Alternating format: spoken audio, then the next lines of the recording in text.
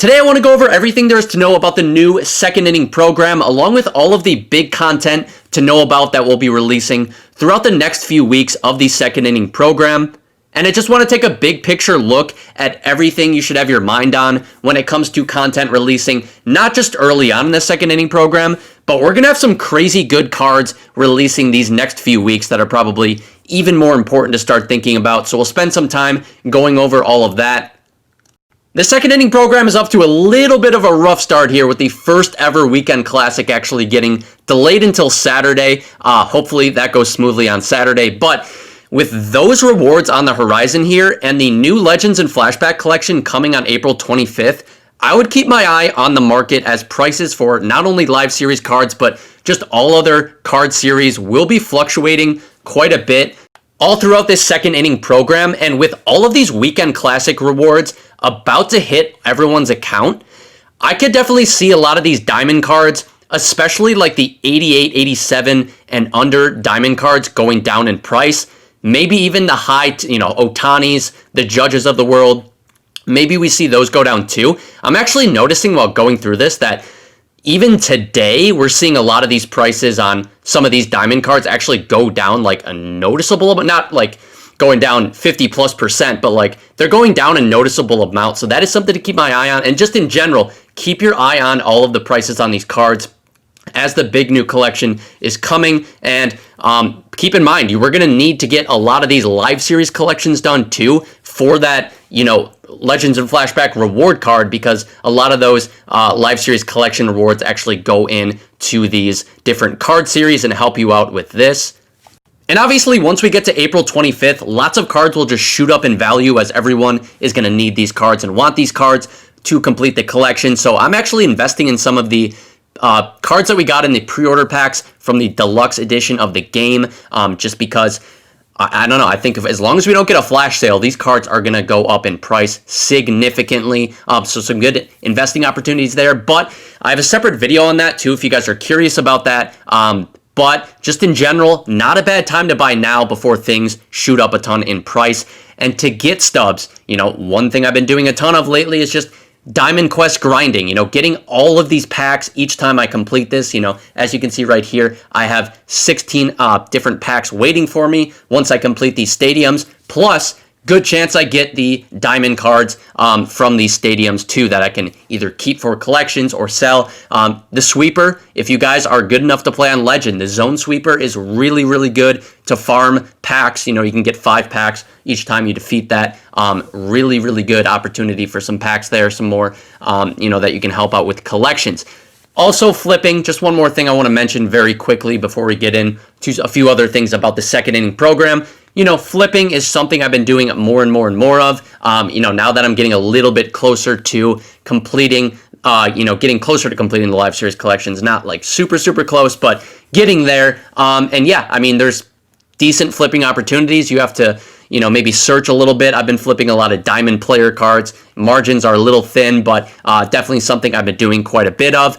But coming back to the second inning program here, getting XP quickly, early on, unlocking these boss cards is exactly what you want to be putting all your attention towards, because lots of good cards here. But also, you can get these cards, you can sell them as quickly as you can to maximize those stubs. And, either way, though, if you want to do that or you want to keep them, good options either way. These are some pretty good cards. You got a good starting pitcher option, you got a good catching option, and then I think most people's favorite, I should say, is Ken Griffey Jr. looking really, really nice right here too. And then keep in mind, if you guys did collect all of the first inning boss cards, there is that voucher for 30K XP to get a head start in the second inning program right here. So be sure to collect that if you haven't already. Now, if you guys, one thing early on that I would recommend you do is if you have older programs from like the first inning program days, like I have right here with the Common Courtesy program, because I'm really close to getting some of these easy XP goals, this is something I'm going to focus on early just to get a nice little head start in the XP program. Something I remember, you can do this with Cornerstone programs too. You can do it with older Conquest maps. Lots of things to go back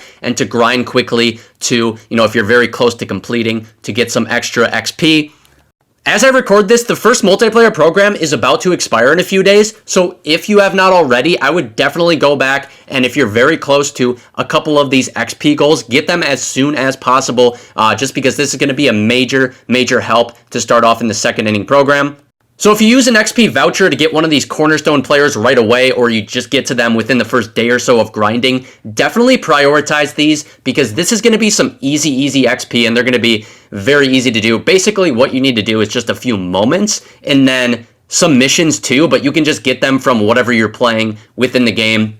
You know, just put one or two, put a couple player items in your lineup to make sure you're completing them, but you can really just play the game however you want, but definitely focus on doing the moments, do the missions, as you grind the game, and that's a free, easy 10k XP for each of these player items. Might not seem like a lot, but it's going to add up, and that is really easy XP right there. Definitely recommend that. Also, with Team Affinity, we did get new missions, and they'll probably add new stuff throughout the year to this as well, but basically, new PXP with team players or with the players that you get from the path.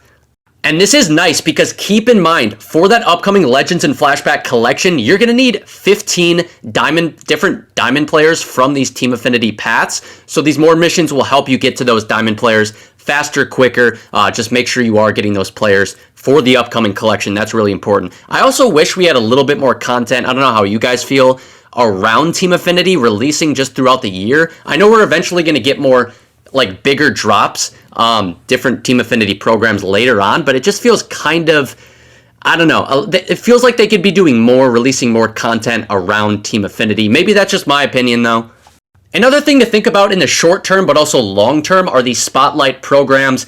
Getting these cards might not seem super urgent or important, but you're going to want to do it. It's pretty easy to complete these, and you're going to want to do it because remember, you get some decent cards, like this Grisham card actually isn't too bad, to be honest, for a free card. But then also, on May 6th, there's going to be lightning cards that are releasing, and you're going to need all of these players within these spotlight programs to get these lightning players come May 6th. So you're not going to want to cram last second. Just stay up to date with these things, and it's going to be worth it in the end when these lightning cards release, and they're going to be probably some of the better cards in the entire game.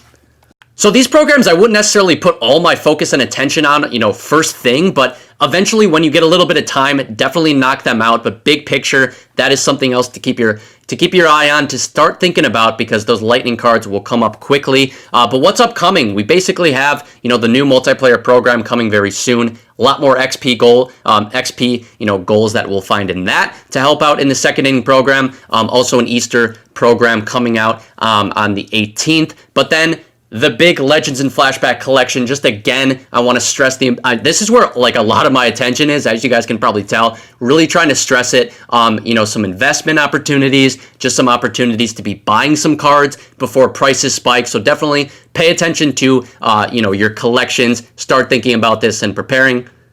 As I said earlier, I do have a separate video on the Legends and Flashback collections, how to prepare, other advice, if you want to check that out. Otherwise, that's going to be it for the video. I appreciate you guys for sticking around to the end and watching. See you next time. Peace.